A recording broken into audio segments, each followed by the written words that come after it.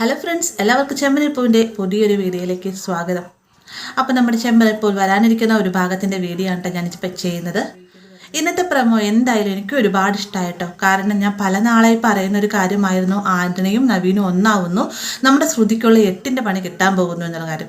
അതൊക്കെ ഞാൻ പറഞ്ഞെങ്കിലും പലരും എൻ്റെ വീഡിയോയുടെ കടയിൽ വന്ന് കമൻറ്റ് ചെയ്യുന്നുണ്ട്, നിങ്ങൾ എന്തിനാണ് നിങ്ങൾ നുണ പറയുന്നത്, സത്യസന്ധമായിട്ടുള്ള വീഡിയോ എപ്പിസോഡുകൾ ഇടാൻ പാടില്ല എന്നൊക്കെ ചോദിച്ച് കമൻറ്റുകൾ വരുന്നത് കൊണ്ട് തന്നെ എനിക്ക് ഭയങ്കര ഹാപ്പിയാണ്. കാരണം ഞാൻ ഇപ്പോൾ ചെയ്യുന്ന വീഡിയോസ് എല്ലാം തന്നെ കൃത്യമായി തമിഴിൽ നിന്ന് മലയാളത്തിലേക്ക് വന്നതുകൊണ്ട് ഞാൻ പറയുന്ന വീഡിയോസ് എല്ലാം തന്നെ കൃത്യമായി തന്നെ എപ്പിസോഡിൽ വരുന്നുണ്ട്. അതിലുപരി തന്നെ നിങ്ങളെപ്പോലെ ഞാൻ ഹാപ്പിയാണ്. നമ്മുടെ രേവതിനെ എത്രത്തോളമാണല്ലോ ശ്രുതി വേദനിപ്പിച്ചിരിക്കുന്നത്. സച്ചി മറച്ചു വെച്ചിരിക്കുന്ന ആ ഒരു സത്യം, അത് സച്ചിയുടെ ഫോണിൽ തന്നെ നിലകൊള്ളേണ്ട ആ ഒരു സത്യം ശ്രുതിയായി തന്നെ ആനയുടെ കൈകളിലേക്ക് ഏൽപ്പിക്കുകയും ആ ഒരു വീഡിയോ വൈറലാവുകയും അതുമൂലം ഒരുപാട് സങ്കടങ്ങളും ദുഃഖങ്ങളും എല്ലാം തന്നെ രേവതിക്ക് ഉണ്ടാവുന്നുണ്ട്. എന്നാൽ ഈ ഒരു പ്രശ്നത്തിനിടയിലും ഒരു ചെറിയൊരു തണുത്ത ആശ്വാസം പോലെ കിട്ടുന്നതാണ് ഈ ആന്റണിയും നവീനും ഒന്നാവുന്ന ഒരു കാര്യം. അതുമുഖാന്തരം തന്നെ ഇനി ആന്റണിയും നവീനും കൂടി ചേർന്നിട്ട് ശ്രുതിയിൽ നിന്ന് പണം തട്ടിയെടുക്കാനൊക്കെ ആയിട്ട് ശ്രമിക്കുന്നുണ്ട്. എന്നാൽ ഈ സത്യാവസ്ഥകളൊന്നും അറിയാതെ തന്നെ ശ്രുതിയും പണം നൽകുന്നുണ്ട് കേട്ടോ.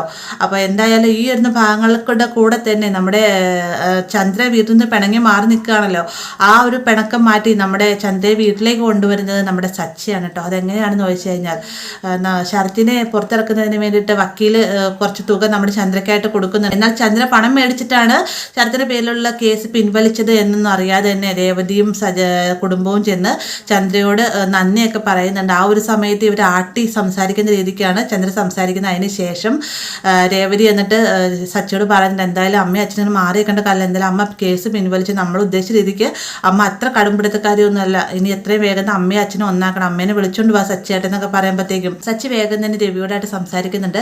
എന്നാൽ രവി പറയുന്നത്, നേരത്തെ ഞാൻ അവളോട് പോയി സംസാരിച്ച സമയത്ത് അവൾ അമ്പിനും തുമ്പിലും എടുക്കുന്നില്ല, അതുകൊണ്ട് ഞാൻ പറഞ്ഞു അവൾ കേൾക്കില്ല, അവൾക്ക് വരാൻ തോന്നുന്ന സമയത്ത് അവൾ വന്നോട്ടെ എന്ന് പറയണം. അങ്ങനെ സച്ചിയായി തന്നെ ഒരു തീരുമാനം എടുക്കണം, എങ്ങനെയെങ്കിലും അമ്മയും കൂടി കൂട്ടിക്കൊണ്ട് അതിന് വേണ്ടിയിട്ട് നേരെ ബാമയുടെ വീട്ടിലേക്ക് ചെല്ലാണ്. ബാമയുടെ വീട്ടിലേക്ക് ചെന്നതിന് ശേഷം സച്ചി ആദ്യമൊക്കെ മൈത്രി സംസാരിക്കുന്നുണ്ട്. എന്നാൽ സച്ചിയുടെ വാക്കിന് പുല്ല് വില പോലും നൽകാത്ത ചന്ദ്രയാകട്ടെ സച്ചിനോട് താൻ വരുന്നില്ല, ഇനി ആ വീട്ടിലേക്ക് നിങ്ങൾ ആ വീട്ടിൽ നിന്ന് ഇറങ്ങിപ്പോവാതെ താൻ ആ വീട്ടിലേക്ക് കാലെടുത്ത് കുത്തുകയില്ല എന്നൊക്കെ ചന്ദ്ര പറയുമ്പോഴത്തേക്ക് സച്ചി പറയുന്നത്, ശരി അമ്മ വരട്ടെ, പക്ഷേ അച്ഛൻ ഞങ്ങളോട് ഒരു കാര്യം പറഞ്ഞിരുന്നു, അമ്മയെ ഒരാഴ്ച കൂടെ അങ്ങ് നോക്കും, എന്നിട്ട് അമ്മ വീട്ടിലേക്ക് വന്നില്ല എന്നാണെങ്കിൽ തീർച്ചയായിട്ടും ഞാൻ എൻ്റെ വീട്ടിലേക്ക്, അതായത് അച്ഛമ്മയുടെ കൂടി നാട്ടിലേക്കായിട്ട് പോകും, പിന്നെ അവിടെ ആയിരിക്കും താമസിക്കാൻ പോകുന്നത് എന്നൊക്കെ പറയുന്ന കൂട്ടത്തിൽ തന്നെ ബാമയുടെ ആയിട്ട് പറയുന്നുണ്ട്. ബാമാൻ്റെ ഒരു കാര്യം കേൾക്കണോ, അച്ഛൻ്റെ നാട്ടിൽ ഒരാൾ, ഒരു 80 വയസ്സുള്ള ഒരാൾ അയാളുടെ ഭാര്യയുമായി പിണങ്ങിയിട്ട് ഡിവോഴ്സ് ചെയ്തു, അതിന് ശേഷം മറ്റൊരാളെ വിവാഹം കഴിച്ചത് ഇപ്പോൾ സുഖമായിട്ട് ജീവിക്കുകയാണ്. എനിക്ക് തോന്നുന്നു അച്ഛൻ നാട്ടിലേക്ക് പോയി കഴിഞ്ഞതിന് ശേഷം ഇങ്ങനെയൊക്കെ ഉദ്ദേശമുണ്ടെന്ന് തോന്നുന്നു എന്നൊക്കെ പറയുമ്പോഴത്തേക്കും ബാമയുടെ മുഖത്തേക്ക് ചന്ദ്ര സൂക്ഷിച്ചു നോക്കണമായിരുന്നു. പെട്ടെന്ന് തന്നെ ചന്ദ്ര പറഞ്ഞു, രവിയേട്ടൻ അങ്ങനൊന്നും ചെയ്യാൻ പോകുന്നില്ല എന്നൊക്കെ പറയുമ്പോഴത്തേക്കും രവിയെ ആര് പറഞ്ഞ് അച്ഛൻ അങ്ങനെ ചെയ്യാൻ പോകില്ല എന്ന്, അച്ഛൻ ചെയ്തില്ലെങ്കിൽ തീർച്ചയായിട്ടും ഞങ്ങളായിട്ട് ചെയ്തു കൊടുക്കുമെന്നൊക്കെ സച്ചി പറയുന്നുണ്ട്.